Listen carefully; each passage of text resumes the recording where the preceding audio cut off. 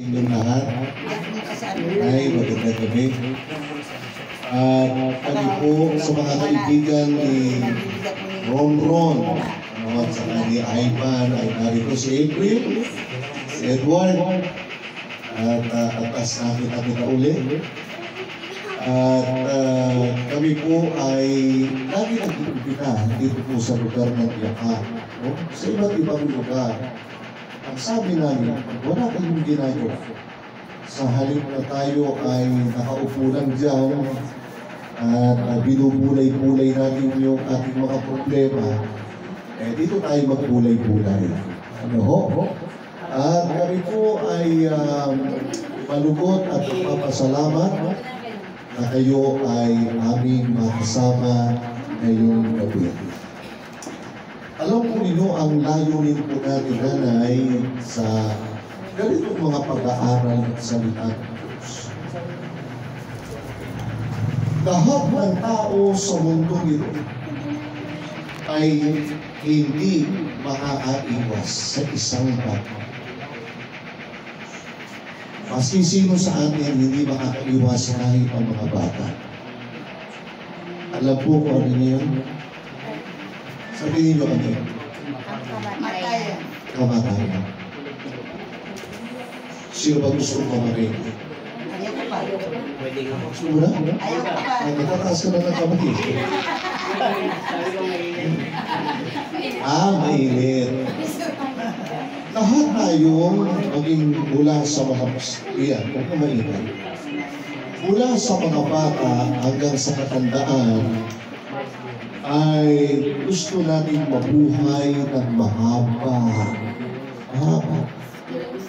Kaya na-invento yung mga cosmetic. Ano ba yung invento ng cosmetic? Yung pangabata. Ang pabata. Napapahit pa kayo ng mga bata.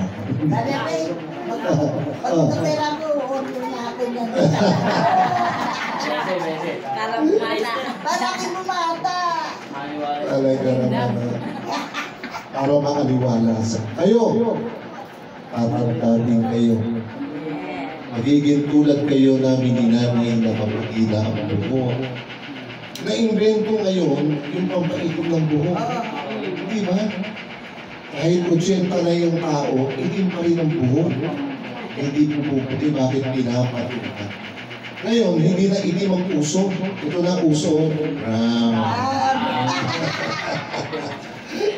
Kayo, buti naglalagay ng brown. No? So, marami tayong mga paraang ginagawa. Ang iba naman, para humaba ang buhay, anong ginagawa? Umiinom ng supplement. ay kami. Diba? Ang iba naman, pag kami edad na, gusto humaba pa rin ang buhay, kakain ng ano? Gulay. So marami tayong paraan, ano? At kahit yung ibang iika-ika na, ano ginagawa? Exercise. Ibig sabihin, longevity, pagpahaba ng buhay. Pero ang isang malungkot na katotohanan, mga kaibigan, na hindi alam ng mga tao na nais namin iparating. Pakinggan nyo maigi ito. This is not a joke. Ito po yung reality. Whatever we do, ano man ang gawin natin, mag-vitamins ka, mag-exercise ka, mag-ingat ka sa katawan mo, meron tayong isang katutunan. Pakibasa. Sa Hebreo 9:27, ayon sa Bible, ay may sinasabi po ang Diyos na hindi iniisip ni Mumanta. Maski ang mga kabataan, wala ito sa kaisipan natin. Ang isip natin sa mundong ito ay ano ho? Isipin natin bukas, bukas mamamasyal ako. Bukas kailan may pera ako. Bukas bibili ako nito. Ang iniisip natin yung ako, yung ating sarili. Bukas ano kaya ang kakainin namin? Bukas kaya ay gigising ako. Maraming natutulog na na hindi na ho nagigising. Ano ang dahilan? Ano ang nais iparating ng Diyos sa atin na ayaw bigyan ng panahon ng tao ang ganitong pakikinig? Basa. At yamang itinakda sa mga tao ang mamatay na minsan, at pagkatapos nito ay ang paghuhukom. Narinig yun? Narinig yun? Hebrew 9. Ulitin natin. Pakibasa uli. At yamang itinakda sa mga tao ang mamatay na minsan. Period. Saan tayo itinakda? Sa minsan. kamatayan. Kailan tayo mamamatay? Minsan. Sabi ng Lord, hindi natin alam kung kailan. Pero sabi ng lola ko nung nabubuhay, meron lamang isang hayop na mahaba ang buhay, walang iba kundi ano? Ang pusa. 27. Ang kasabihan ng matatanda, ang buhay ng pusa ay siyam. Ang sabi ko, Nanay, bakit hindi tayo binigyan ng Diyos na siyam na buhay? Sabi ng Diyos, kung bibigyan ko kayo ng mahabang buhay, lalo kayong magpapakasama. Ang buhay ng tao minsan lang, pero napakasama. Di ba? Patayan dito, away dito, tigmaan dito, siraan dito, lahat ng kasamaan. 27. Nanay Esther, hindi iniisip ng mga tao ang pabalian nito, ayaw nilang pakinggan. Bakit maaaring ako sila? Ang sabi ng Diyos, tutuloy natin, kung paano itinakda sa mga tao ang mamatay na minsan. Minsan tayo. And then after death, pagkatapos na tayo mamatay, ang sabi ng iba, wala na, tapos na tayong lahat. No! May susunod. Matapos na ikaw ay malagutan ng hininga at mamatay. Gaya ni tatay, na una sa akin. Gaya ng apo nyo, na una na rin sa akin. May susunod sa mga namatay. Anong susunod? Pagkatapos nito ay ang paghuhukom.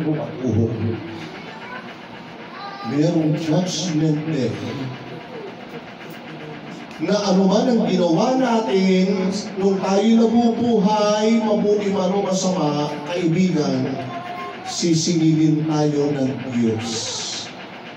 Kaya ang kamatayan ng tao, hindi ito makapaglalagot sa kapananagutan natin sa Diyos. Kaya gusto ng Diyos, hanggat buhay tayo, makapakinig na tayo ng pabalitang ito. Kaya kami, wala kaming ginawa, kundi mag-imbita para lamang iparating sa inyo ang mensahe ng Diyos. Bilang Kristiyano, naniniwala tayo si Kristo babalik na ikalawa. Naniniwala po ba? Si Kristo babalik? Babalik si Kristo. Kailan babalik si Kristo? 24:14 ng Mateo. Pakinggan ninyo, kailan ang pagbabalik ni Kristo? Kailan niya pinangako ito at anong panahon siya darating? 14. Pakibasa po, Sister Albi. At ang magandang balitang ito ng kaharian ay ipapahayag sa buong daigdig bilang patotoo sa lahat ng mga bansa. At pagkatapos ay darating ang wakas. Ayun, ano sabi? At ipangangaral ang ebanghelyo ng kaharian. Saan ipangangaral? Sa buong mundo. Nanay, wala kayong mawala. Kami, wala nga kami kawala. Na ano, makakapakinig tayo ng pabalita ng Diyos. Kapag nakarating na ang katotohanan ng pabalita ng Diyos sa buong mundo, siya namang pagdating ni Kristo na ikataw. Bukas ng gabi, tatalakayin ko, paano babalik si Kristo?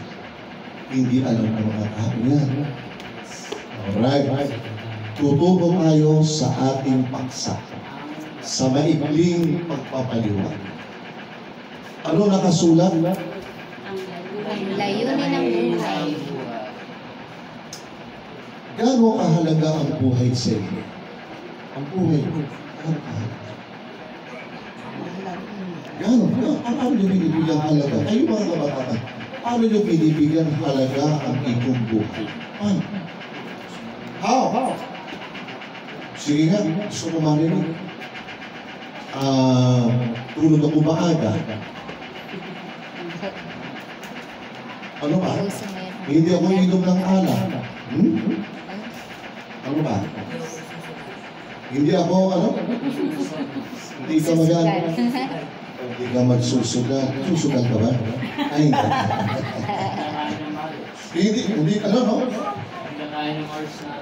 Hindi ka kakain ng Mars. Ay, hindi ka ba sa Mars mo? Ay, hindi naman. Mabuti naman. Alright. Kaya ko na itanong yan, sapagkat gusto ng Diyos, ipaalam sa inyo ang kahalagahan ng buhay. Bisa, may ko sino. Ate Alvin, i-correct mo ko. Nung tayo ay nasa sinapupunan ng ating nanay, hindi tayo independent sa sarili. Tayo ay umaasa sa ating ina na nagdadala sa ating sakyan. Tama po ba? Lahat ng kinakain ng ating ina ay siya ring kinakain natin. Ano man ang pag-uugali ng ina mo, ay ugali rin ng batang sinapupunan mo. Kung ang ina nagdadalang tao umiinom ng alak, apektado ang lasing din yung bata sa loob.